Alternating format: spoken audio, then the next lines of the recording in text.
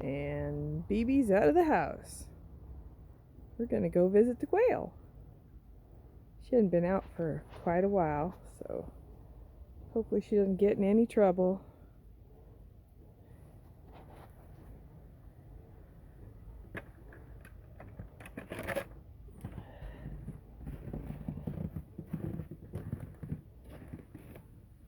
Oops.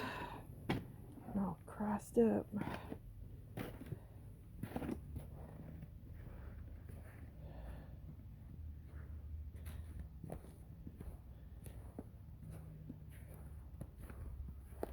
Let's see how our little birds is doing. Oh, the water's all froze.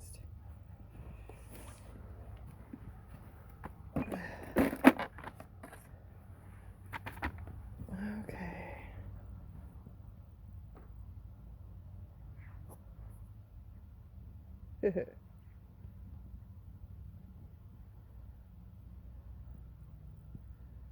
Okay, baby cat, we'll see you later. Don't get in trouble.